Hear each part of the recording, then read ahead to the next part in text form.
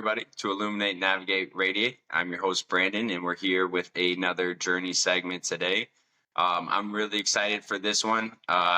Me and Becca met on Instagram. I asked her to join us and jump on, and I saw what she was doing and the message she was putting out there, and I was really drawn to it and excited to invite her on. So we have Becca Osei from Ontario, Canada. And Becca is on Instagram right now sharing mental health awareness through fitness. And I asked her to share her kind of journey and what that's looked like for her through anxiety, depression, and having some of that in her family. So I'm really excited to jump into it, and I'll let Becca just kind of share her experience and her story, and hopefully you will hear something that you can relate to and inspire you to continue to keep pushing and working on yourself. So how are you doing today, Becca? I'm great. I'm great. Thanks so much for having me on. As I said earlier on, this is my first time doing this type of podcast interview style, especially speaking on mental health. So I think this is truly amazing. This is something I wanted to do for a very, very, very long time. And I would say last year, 2023, was when I finally said, you know what? I'm just going to do it. I'm just going to do it. I was so afraid for so many times, like so many years to talk about mental health, even though this is something I'm really passionate about, especially through fitness, because I know how beneficial fitness can be for your mental health.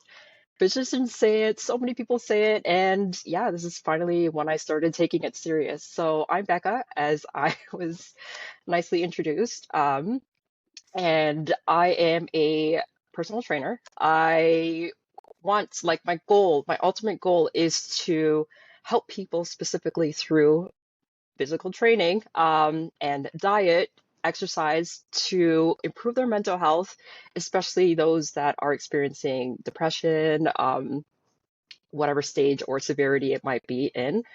I definitely have experienced severe depression in my past, and I've experienced it for years. 4 years. I would say I started seeing symptoms when I was in high school, and that was a whole different experience because it's interesting. I grew up in a family, i.e., my mom had depression. She had other mental health issues. So it's not like I wasn't aware of it. Like I've seen it growing up. I've seen somebody experience it. But then when I experienced it myself, I didn't even realize I was experiencing depression. I'm going to be honest with you. I was in high school. Ultimately, grade nine, it was okay. Going into grade 10, I experienced like the worst experience possible in high school. I ended up being bullied for quite some time. Yeah, it was honestly a terrible experience to the point where I got so depressed. I didn't want to go to school. I didn't want to go home because I was experiencing my own issues at home with my mom, who was experiencing moderate to severe mental health issues. So it was just difficult being at home in general. There was a lot of mental abuse, physical abuse going on. Um, I don't even want to say it was her fault because she honestly she was sick. That's just the reality. So I honestly now, like I'm a lot older, I'm able to reflect and say that she was sick. I don't know if she intentionally meant to do any of the physical or emotional harm that I experienced. So I'm not going to blame her. But when I eventually got into high school and I was bullied, it was probably the most traumatic time of my life. As I said, I never wanted to go to school. So I ended up skipping school. Got so bad, I would literally go to school. My mom was not even really aware of it because she was dealing with her own mental issues. So when I came to school, she didn't know that I was not even showing up. I would literally hop on the bus and I would go back and forth from the subway back to my school, subway back to the school. On the bus, it was terrible. It was terrible just to avoid being bullied at school. Um, yeah, it was like probably the darkest time of my life. Like I started ruminating, like thoughts of like self-harm, all of that stuff just came drowning in because I didn't want to be anywhere. I didn't want to exist. I didn't want to be here. Like it was just a terrible experience. It truly was a terrible experience. Um, just like me starting to feel like I didn't want to be anywhere, I didn't belong anywhere. Like then thoughts of like really, really dark thoughts started like penetrating in my head. It was terrible. Um, I I don't remember how my eating habits were, if I was just like not eating, removing myself from everything, just like it got to a point where I started feeling like dissociative symptoms, like I just didn't want to be here. Like I didn't want to be here at all. So like it got to a point where I was just like, you know what? Yeah, I was like trying to get out of here. I literally just wanted to get out of the experience that I wanted, like I was experiencing and everything. So yeah, it got up. I don't know how much detail I put on YouTube, to be quite honest, but it got very dark. I'll just say it got very dark. For those of you that have experienced depression, like it can get very dark to a point where you feel like you cannot climb out of this deep, dark hole. You're trying to climb out sometimes, and it just feels like something is literally pulling you back into this deep darkness. And if you don't get out of this deep darkness, you can ultimately start drowning in it. You can ultimately start drowning in it, and it's a terrible experience. It's very difficult to get out if you don't do something about it. If you don't talk to somebody, if you don't take actions, like you will be stuck in the cycle for years. And that's eventually what happened to me. I don't want to jump too far because yeah. So what happened was I was bullied. Um, the school year ended. I failed a few classes. I failed math because I didn't show up. I failed science, didn't show up. So I had to take summer school. Ended up going to summer school with the same people that I was bullied with, and it was just a terrible, miserable experience. Like I just felt like it got worse and worse, and like nothing was going to get better. Literally nothing was going to get better. So I told my mom, we need to get out of here. I'm not going back to that school. There's no way I'm going back to that school. I told her, literally, I will not go to school if I have to go back to that school. So we ended up moving to a different apartment complex, which was the best thing that happened because the old neighborhood that I was living in was just not safe. That's just the reality. I grew up in a single parent household. So you can imagine we were not rich. We were very, very poor. So like the place we were living was like riddled with crime. I didn't feel safe in the neighborhood either. So the fact that we were able to move out of that area and then finally go to a different high school, start fresh, or so I thought I was going to start fresh. And yeah, no, I was happier. I was a little bit, I would say slightly better, but I started Yeah. going to school. Yeah. No, I just want to ask you with that change, there's first off, that's a lot to go through when you're young, right? Yeah. Because when we're young, we're still just trying to figure out ourselves and who we are and what we're doing. And then when Mhm. you add, those elements to it of feeling unsafe, bullying, depression, and dealing with all those feelings, it just makes it almost like you said, it just seems like an impossible hole to climb out of. And it's so hard to see any hope and that. And I remember experiencing it, and so I can relate because I ended up switching schools in between my it was halfway through my junior year, and I switched schools, and I just wanted something new. I felt like I like that hope of reinventing myself, that hope of Yes. trying to find something more and discover who I was. Unfortunately, I followed myself and I wasn't really working on myself. So although it started off like that, like it started to dimmer. So what was that transition, that experience like for you as, like mentally, okay, I get something new here. How did that kind of unfold for you? So I initially thought it was going to be a good thing. But what happened was I was so anxious to form any new relationships because of how hurt I was in my first high school. Oh my goodness. Like because I was just like constantly bullied to the point where like I'd get phone calls, leaving messages on my phone, my voicemail, all of that. It was just a terrible experience. Going to my new high school, I was petrified. I was petrified. There were people that were so kind to me. They wanted to be, befriend me, just be so kind, but I didn't trust. I didn't trust anybody. I did not trust anybody. I was so afraid to go back to that experience. So like I ended up like even though I was like befriended by so many people, I ended up just trying to like be a recluse. I wanted to be by myself. I never wanted to go through that again. I thought this was going to be a great experience, but I just got into my head again and again, and it was terrible. It was so terrible. Um, I still had to deal with the situation by living with my mom because obviously I'm still a child. I'm still a child. I'm living with my mom. I'm still experiencing the emotional, physical, all of that stuff, the abuse that's going on in my household. So like, yes, going to that school was a great experience, but then coming home, like, it was just like I never wanted to go home, but I just didn't know where else I could go.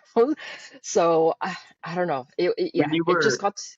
yeah, no, when you were going home and your Mhm. mom was going through and dealing with these issues as well, was that something that, you talked about with your mom? Was your mom, seeking help at that time, or was it just kind of something that was like you knew it was going on, but you didn't really approach it? And did your mom know that you were struggling as much as you were?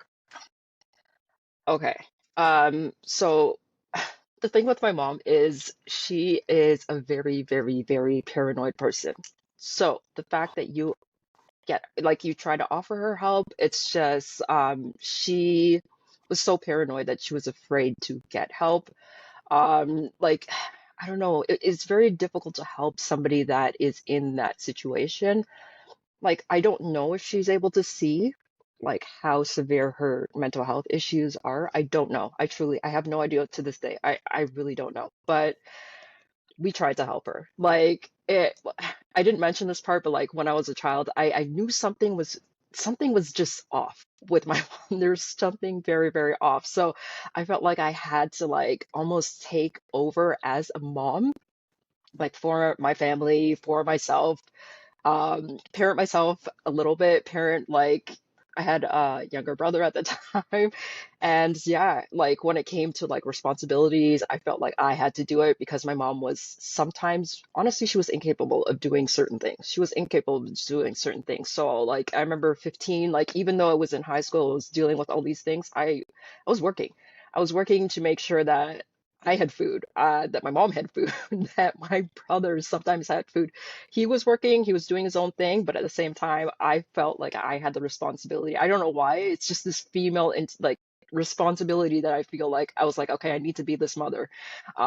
So even if I did try to explain certain things that were going on in my like my life or what I was experiencing, I don't know if she really understood it. I don't know if she was capable of understanding it because how far she was gone.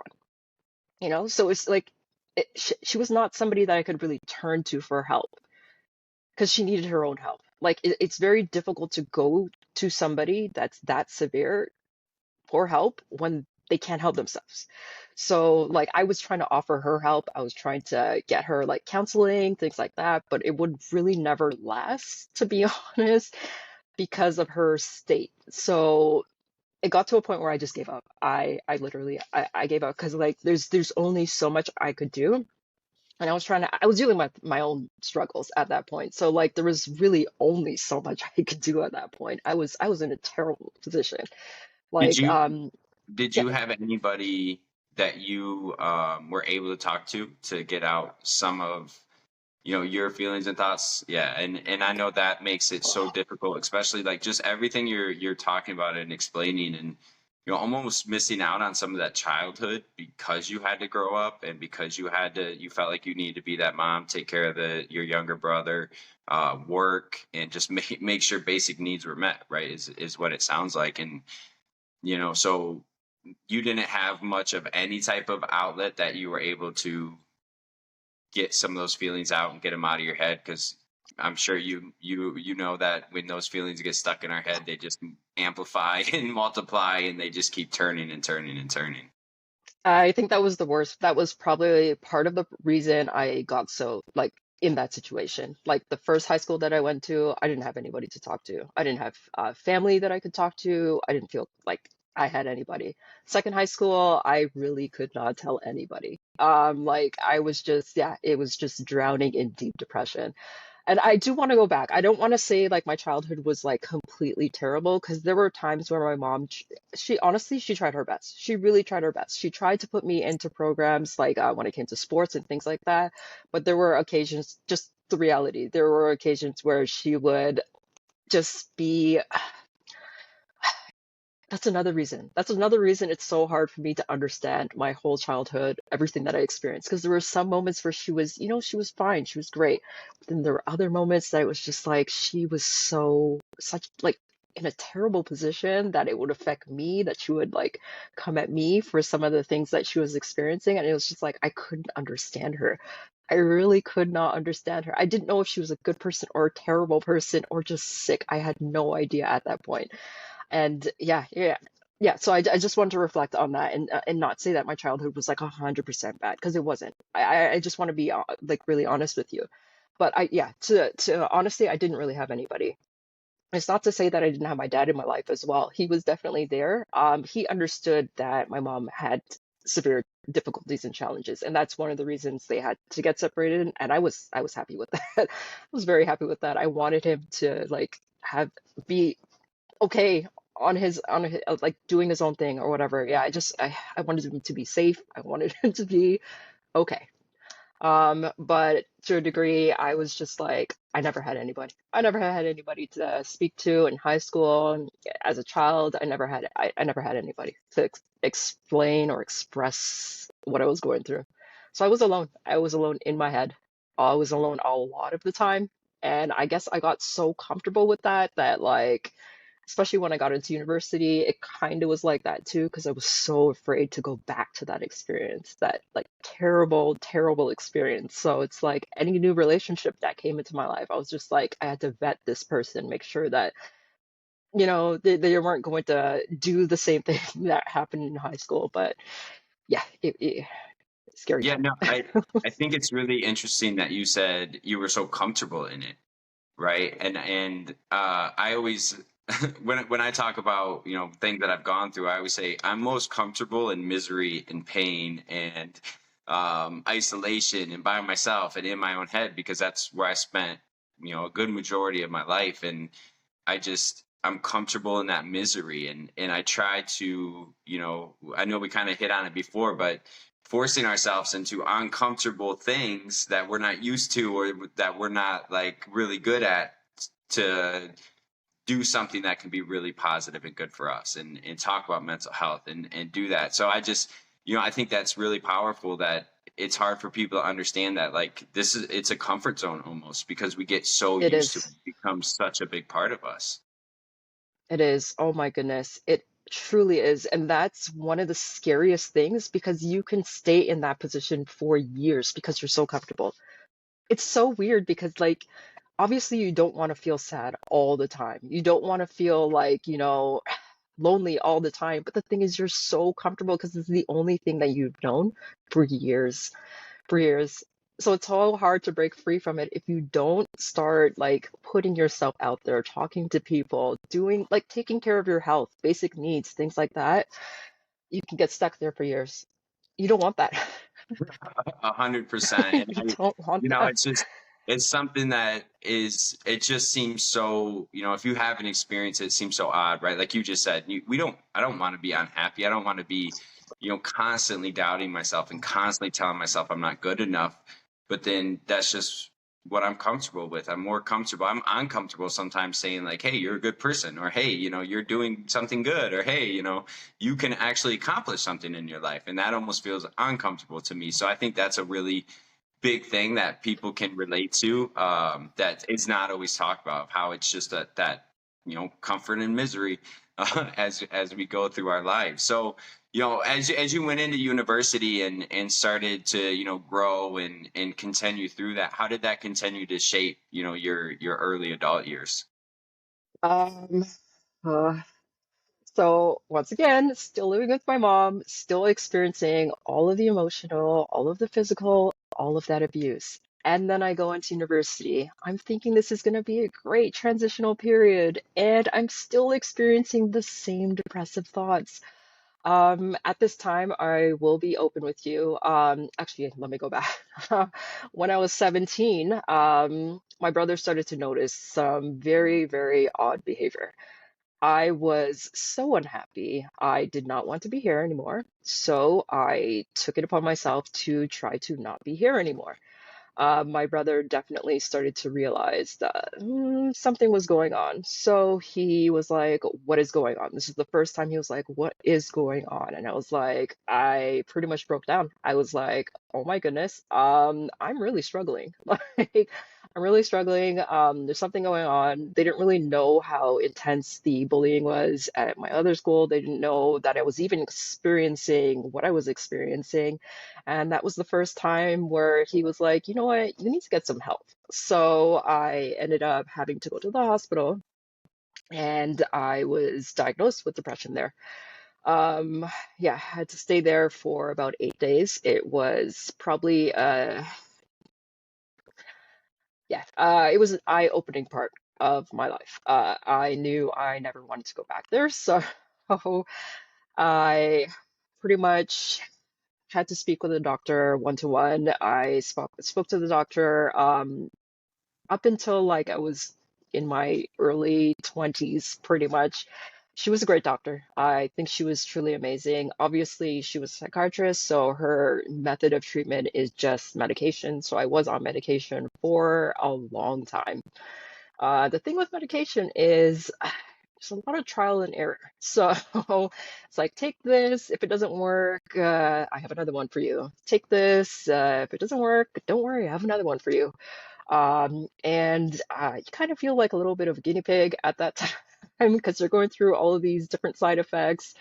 So yeah, it was hard to go through school during the last year of my school. In high school, it was really difficult. It was so difficult to the point where I had to drop out for the last semester of my high school, and then I came back the following year. That was because I had to. My doctor didn't recommend me go back to school. That's just the reality. She didn't recommend that I go back to school, so I was just working and speaking to her at that point. Yeah, it was really difficult. But yeah, fast forward to university now. I think I'm better. I'm still seeing the doctor, and I am uh, still experiencing the same symptoms because I am petrified of going back into my high school years of like that whole thing. It just kept coming back. I don't know why. I was just so traumatized by that experience. That is definitely the experience. I was traumatized by that experience so much so that it literally led into my university days. That's where I was experiencing severe social anxiety. I was afraid to talk to people. I was afraid to just be friends with anybody. I was afraid to go to lectures. I was afraid to do any presentations. I was just afraid of social contact, and it was because of that experience. I won't deny it. It was definitely because of that experience.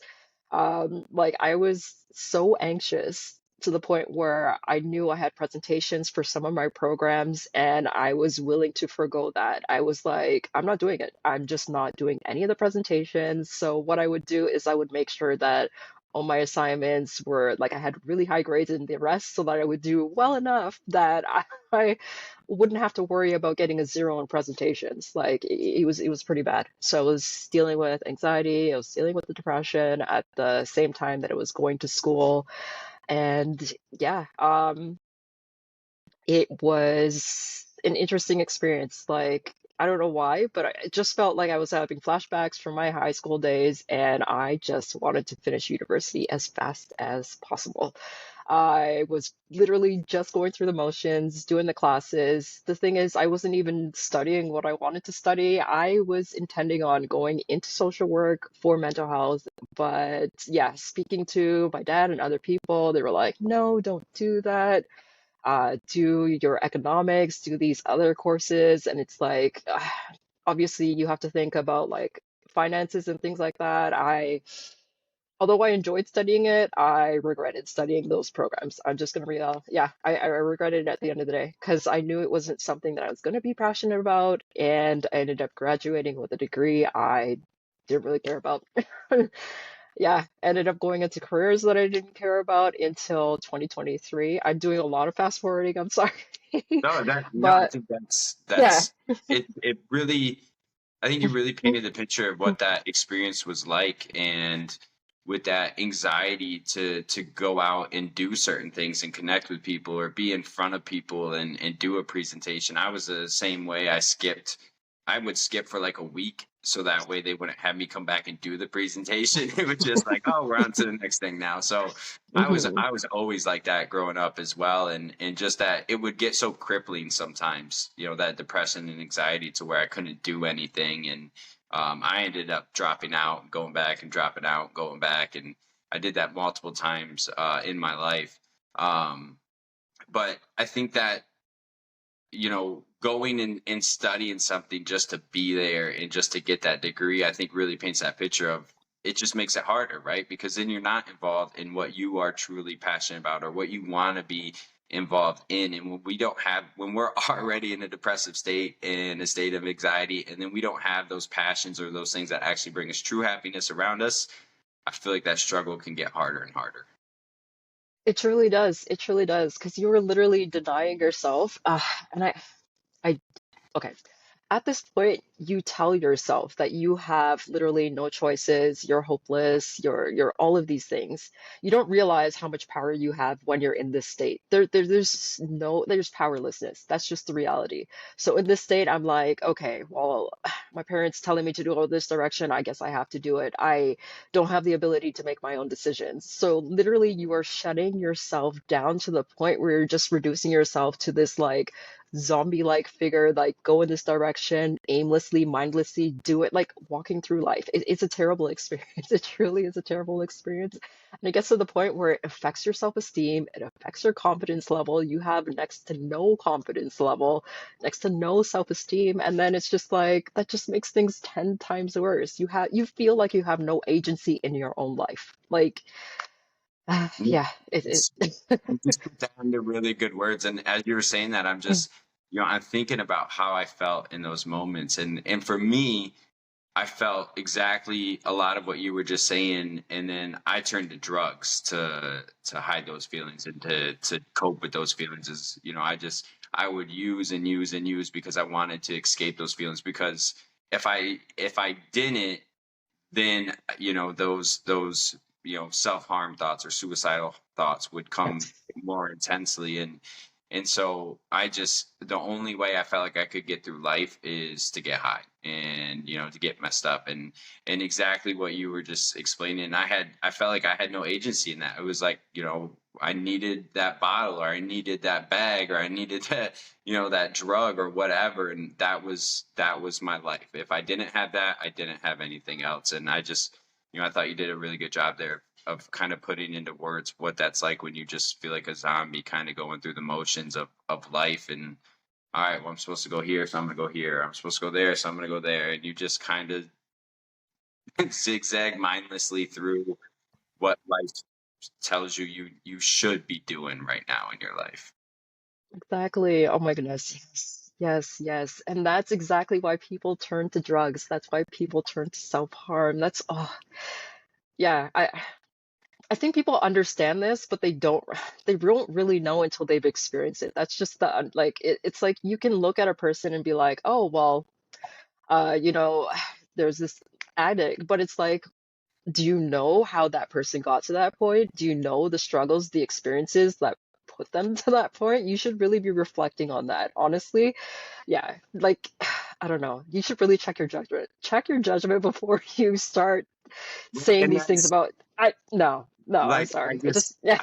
yeah, I remember being in that, and at this point I'm a heroin addict, and using a needle, and gave up everything in my life. And I had so many people like, oh, you were so smart, you were so funny, you were so this, you were so that. And it's like, all right, well, I never felt those ways, and Ex that's why I'm trying to mask or hide the pain. And that's just that's where we go sometimes, and that's how we deal with and cope with those things.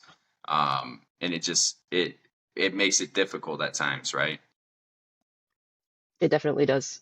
It definitely does. Oh my goodness. Yeah, sorry. Yeah, I just literally reliving some of the experiences. Yeah, no, I can definitely relate to that. Yeah. Uh, yeah. Like people think they don't know what's going on in your head. That's just the Mhm. reality. Yeah. They see this exterior, and I feel like I don't. I feel like a lot of people do this as well online, just at work. You see this happy exterior. You have no idea what that person is going on in their head. You have no idea if they have any suicidal ideation. You have no idea what they're going on in their family life. Just because there's somebody is smiling, you have no idea what they're going through. Okay, they might have these beautiful, luxurious pictures. You have no idea what they are going through. So just like, don't assume.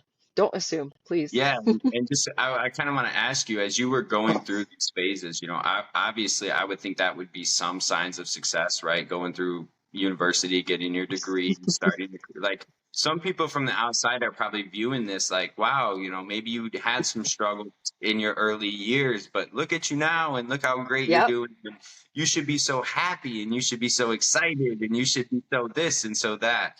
How did how did you feel like you were presenting yourself when inside you knew how hard everything was?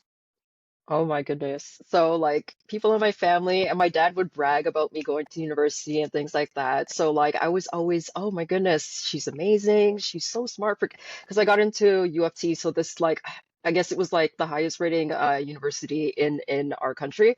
And like oh my dad was so happy. I was so miserable. But everybody was just like, oh my goodness, like, oh she must be so intelligent. She's like, look, she's doing big things. And I was just thinking to myself, I couldn't be like I was so unhappy. I was so unhappy. I didn't feel like I was doing well. I didn't feel like I was progressing. I thought I was just stuck in a life that I did not want to be in, and I couldn't leave.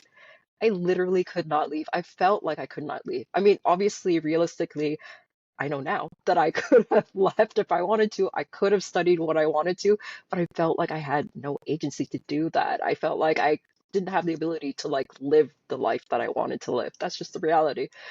So I felt like everybody perceived me as like the strong, independent, like confident. Like I was so baffled at people saying that I was confident. I was just like looking at myself like I can barely go outside to like talk to people. I can barely do a presentation.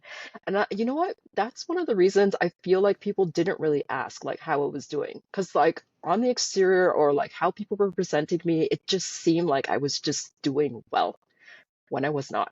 So it's just like, oh, she's like this strong person. She doesn't need help. Why would I ask if she needs help? She's good. Like, I need help from her. Like, a lot of people tend to come to me and ask me for help, ask me for guidance. Not one asked me if I was okay. Like, yeah, that's, And yeah. and just kind of real quick going with that, and I think exactly what you just showed us is why it's so important to ask those people you're close to, regardless of what you see them in, in your eyes, and you see how successful or happy or confident they are. It Mhm. still could be a really powerful thing for somebody to still go up and ask, how are you really doing? Not just and not just accept that answer. Oh, I'm fine. I'm okay. I'm doing this or doing, like, really try to get that response, because sometimes that's what we need, right? And I'm sure that that could be helpful at different times when everybody's saying you're this great, amazing, successful person, and yet inside you're feeling that. So sometimes you just need that person to say, "Hey, how you doing?"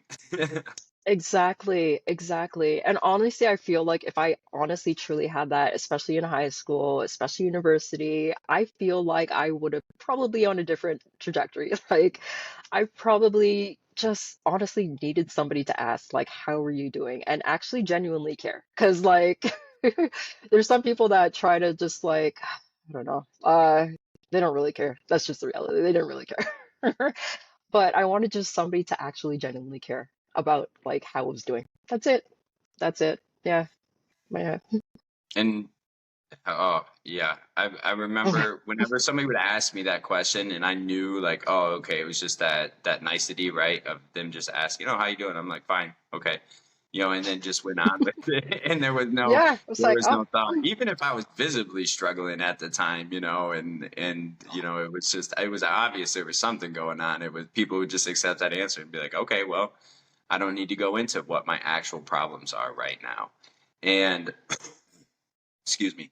But I think that's just where we get to, and sometimes we just need something so simple in our lives, hmm and just a little bit of genuine, like, hey, I care about you, and I want to check in, even though it looks like you're doing really good. How are you feeling about that? exactly, And exactly. so as you continue through that and progressing, I know you've mentioned like 2003 or 2023 being like a changing point for you. So what was it that kind of led into that changing point? What were you feeling? What were you going through, physically, emotionally? What did that, as you were about to hit that point where you're like, all right, I'm making a change. What did things look like for you? Okay, so I was entering 2022, I want to say, is it 2022? Yeah, end of 2022. I'm experiencing another depressive episode, and it is so frustrating. Because imagine, I've experienced depression since I was 17. I am 32 now. Okay, well, yeah, I was 31 at the time, but still, I could not handle it. I didn't want to deal with it anymore. It was so frustrating being in the cycle of just like up, down, up, down. And I was just like, no, I'm not doing it anymore. I'm not doing it anymore. I was doing things that I never wanted to do, in careers I never wanted to be in careers that I should never have been in, studying programs I never wanted to be in. Like, just like living life on other people's terms, just not being happy. Just like I just felt so aimless, so directionless, and I knew exactly what I wanted to do, but I wasn't doing it. Yeah, I wasn't taking care of my health as well. That was non-existent. Like I wasn't exercising like on a regular basis. I wasn't eating properly. Sometimes, depending on my stress levels, I wasn't eating at all. Like, um, that's one of the symptoms that I notice about myself, especially when I'm heading into a depressive episode. I will stop eating. It's one of my therapists explained that it's like my body literally shutting down, and I was just like, damn, I'm not doing this anymore. I can't do this anymore. Like, there's no way that I can continue to live my life like this. So, literally, 2023, I was like, okay, I got to do something about this. So it was so odd. I was just like, I got to do something about this. And somebody reached out to me on Instagram, and it was a personal trainer. And I didn't think of anything of it. Like, nutrition coach, personal trainer. And they were like, communicating with me, I was like, oh, I don't need a personal trainer. I don't need a nutrition coach. I'm good. I can figure this out. I know how to probably exercise. I know how to diet properly. I'm good. Reached out to me, and I was just like, you know what? I was reflecting. I was like, maybe I should give this a try. So I hop on a call. We're talking about like what my goals are and things like that. And then he asked me a question. He was like, if you don't make a change right now, like what is your life going to look like in the next few years? And that just hit me. I don't know why that question hit me so hard, but it just hit me. I was like, damn, like he's right. I can't do this. I can't continue to live like this. So pretty much hired him as my personal trainer, nutrition coach, and from there I started taking care of my health. Like I started with regular fitness routines. I started with actually paying attention to what I was eating in my diet. And then I started doing this. Like, I started getting on social media because I was just like, for years, it was odd. I was 17, experiencing such depressive episodes, but at the same time, I had a thought and I was like, I want to make sure no woman ever experiences what I've experienced with depression. So it's like I knew I wanted to do this, but I didn't want to be here at the same time. Weird. That thought came back to me and I was like, damn, like I know exactly what I want to do. I want to come on social media. I want to talk about how fitness can help your mental health. I want to talk about mental health. I want to make sure that nobody else is experiencing what I've experienced. I want to create community. for women, especially that are experiencing depression, because I know how helpful it can be to have community, especially when you feel like you're alone. Um, to backtrack, I I do want to bring this in, like my boyfriend in as well, because when I met him, I just felt so comfortable around him talking about mental health and talking about like my depression and things like that. And it was so helpful. I didn't realize how helpful it was. Just simple as just like talking to him about it. So yes, come back to what I was saying about 2023. Yeah, I wanted to create a support group for people, especially experiencing depression, that has it like feels like they don't have anybody to talk to. I want to be that person. I definitely want to be that person. So I literally took it upon myself. 2023, I was like, nah, this is going to be the year that I'm going to focus on myself because typically I don't tend to focus on myself. I tend to focus on everybody else. Like going back to my childhood, I tended to focus on like helping my mom. I wasn't focused on helping myself. I was like concerned about my brother. I was concerned about members of my family. I was never really concerned about myself. And that in itself definitely took a toll on me. 100% took a toll on me because I was neglecting myself. And 2023, I was just like, I'm going to start investing in myself. I'm going to start investing in my physical health. I'm going to invest in like this whole social media thing. Like I bought myself a camera. I was just like, let's go this. Let's do this. Let's do this. I don't care anymore. Like members of my family, they don't really like to talk about mental health. It's not really a thing. Some of them don't really believe in it, to be honest. But yeah, that's just like a cultural thing. But in reality, I don't really care. I don't really care. I want to come out here and just like speak my truth because I feel like that has been holding me back as well. Just like being so ashamed because they didn't believe in it, because they didn't really some of them didn't really care what I had to say, to be honest, like or how I felt because they didn't really believe in mental health. But yes, I wanted to come on here and speak my truth, and I feel like that in itself is like so therapeutic, so therapeutic just to like come on here, speak, like explain what I went through to help, help just one person, whoever is going through like a difficult time with depression or whatever, just to help them know that there is a light at the end of the tunnel, that you get better. You can definitely get better, but it will take effort. Like it definitely takes effort. You have to take care of yourself. Whether it's fitness, exercise, like you have to take care of yourself. It starts with you. It definitely starts with you. But yeah. Yeah, no, I love hearing that transitional moment of just taking that ownership, right? Of this is what I'm gonna do to start getting better because I can't live like this anymore. I remember that those same feelings of the earliest I can remember in my life is just feeling different. I couldn't explain it back then, of like, at that age of 10 and 11, but I didn't feel right inside of myself.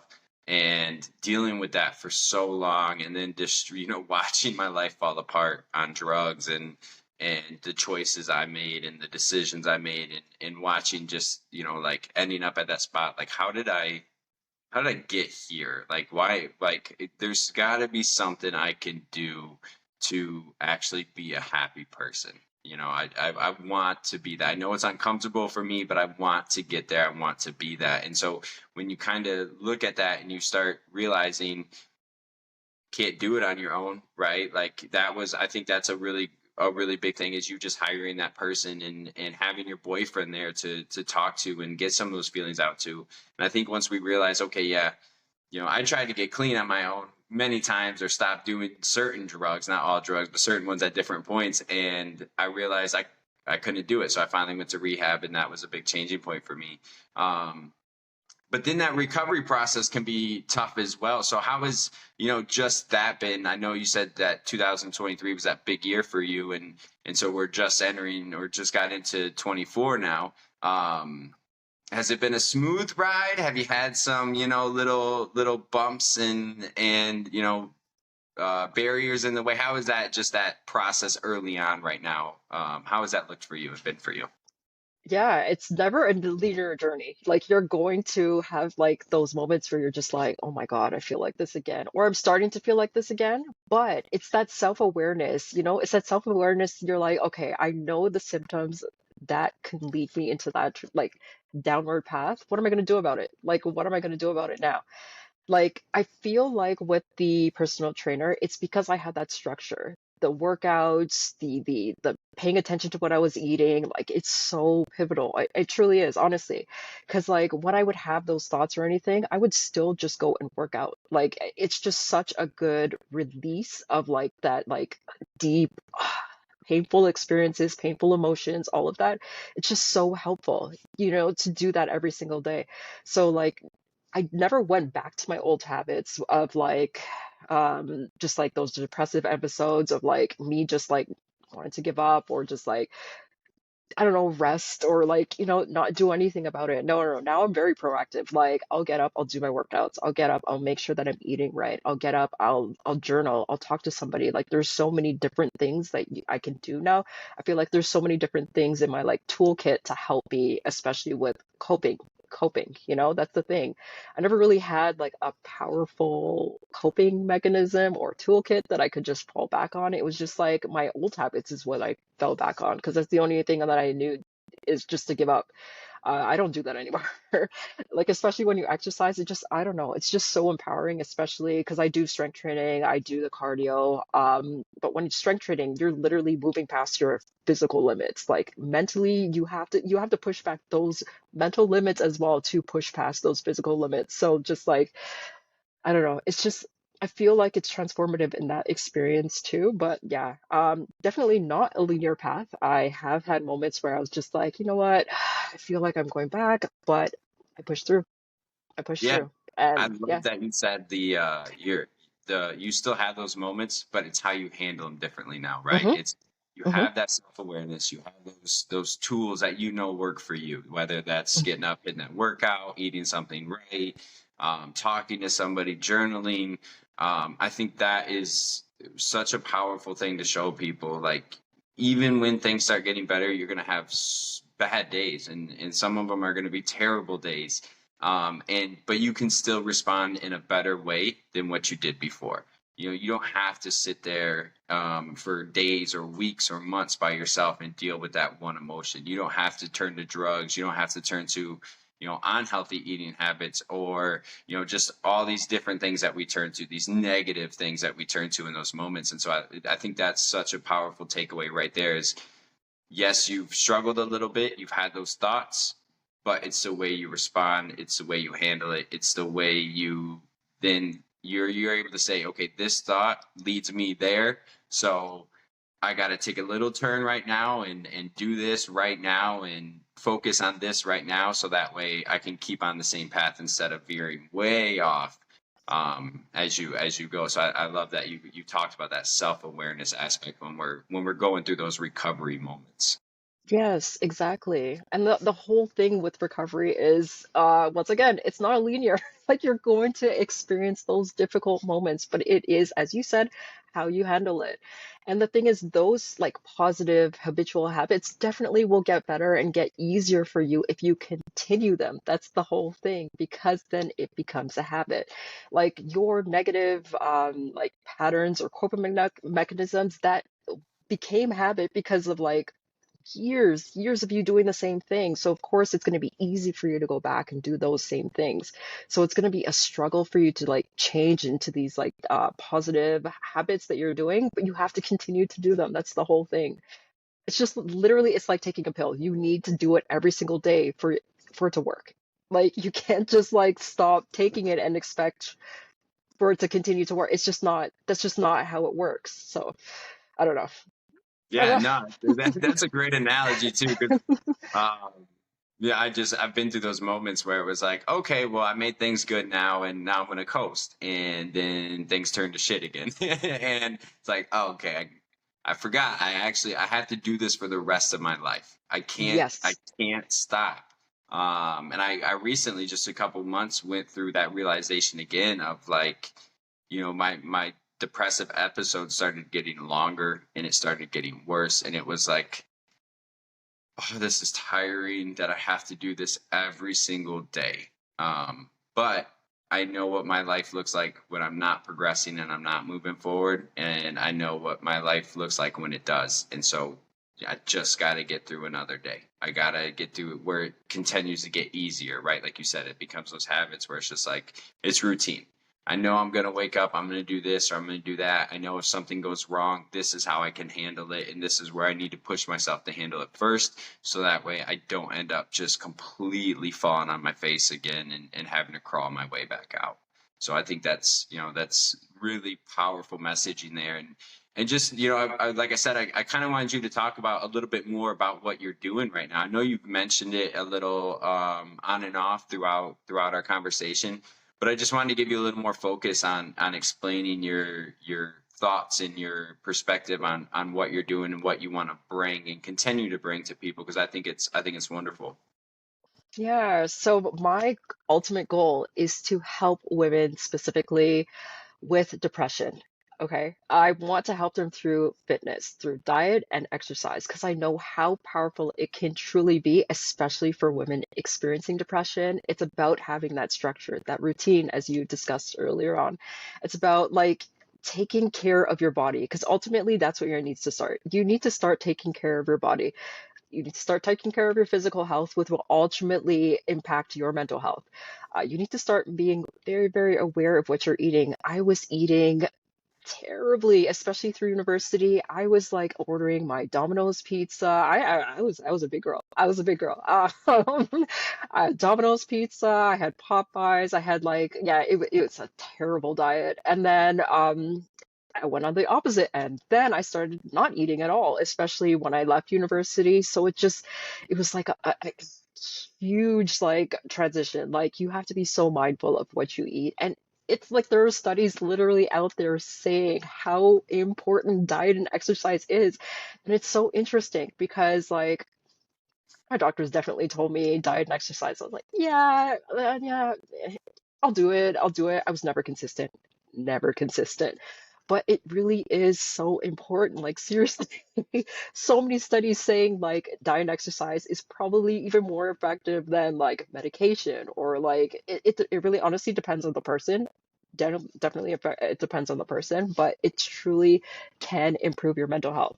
I also want to create a community with women, especially experiencing depression, to come together and just explain, what they're going through to have that support. Because sometimes you don't have that support, especially if your family doesn't even believe in mental health. There's still a stigma, a huge stigma around mental health. So, like, families still, it's difficult to talk to certain people. It's difficult to talk to friends, especially if they also have the same sentiments about it. So I definitely want to have that community, a safe space where people can come and talk about whatever they're going through, um, but yeah, I just think that would be an amazing thing to help women like see them transform and just like have that transition of just like where they were and like seeing them thrive in like a better mental health space, a better physical space. Because of course, like if you're taking care of your diet, you're exercising daily, of course you're gonna look better, you're gonna feel better, you're gonna feel amazing. Like and then it like permeates into different aspects of your life, whether it's like relationships, careers, like it's just so important to start with you. It's so important to start with you. So that's what I want to do. Yeah, yeah. This is my mission right now. So yeah. I think that's awesome, and I think the way you're approaching it, especially what you just said right there, focusing on you, and it goes into all other aspects of your life. You don't need to purely focus on one other aspect. Where if you start with yourself, whether that's mentally, physically, whatever it is, it starts going into that confidence in your workspace, confidence in your relationships, confidence in all those other aspects where you're just growing, you know, in all ways. And then the physical health thing I think is huge. I know for me, I need to be more consistent with it, but for me it really is that mental aspect. I know what it does for me, even if I do something for 10-15 minutes. It doesn't even have to be really long. um just mentally I feel so much better that day. I eat better that day. And it just like kind of bleeds into my other habits. So I think that's a wonderful message. Definitely go check Becca out and what she's doing on Instagram. The link will be in the description, so go click on it, see what she's up to. Yes. Give her a follow as well. So and as we kind of get towards wrapping this up, Becca, I just want to ask you, is there any kind of last words or thoughts that you wanna put out there? I really appreciate your time. I thought that your experience was was powerful to share. And I think there can be, I know I can, we're probably two different people that have come from two different, lifestyles and everything, but there was a lot I could relate to in what you were saying as well. And so that's why I think it's powerful to talk about these mental health issues. So I just wanted to ask if there's anything you wanted to kind of end our time with together. Yeah, I mean, I just want to talk to any woman out there, any girl, woman, it doesn't really matter, man, it doesn't really matter, honestly, at this point. Like, I just want you to know that it is possible to get better. It truly is, but it honestly truly starts with you. If you don't take care of your health, if you don't take care of your health, you are not going to get better. That's just the reality. Like you need to ultimately take the steps, whether it's speaking to somebody, whether it's like just starting with the basics, diet, exercise, going for a walk every single day. Just make sure you're taking care of your health and you will ultimately get better. That's it. Yeah. Awesome. Well, thank you again. And like I said, go check Becca out. She's doing some really great stuff on Instagram. And as you heard, she has a really positive, powerful message that would be good for anybody to follow and keep up with. So thank you again, Becca. I really appreciate your time sharing your experience. And I believe you said this one of the first ones you've done, or It's the the very first. first one. So I feel Yeah. lucky. I feel honored that Yeah. we got to get your story out there and experience it and hear it like we did today. It's been really awesome. So thank you again. I appreciate it. This has been another episode of Illuminate, Navigate, Radiate, and have a great rest of your day. Thank you.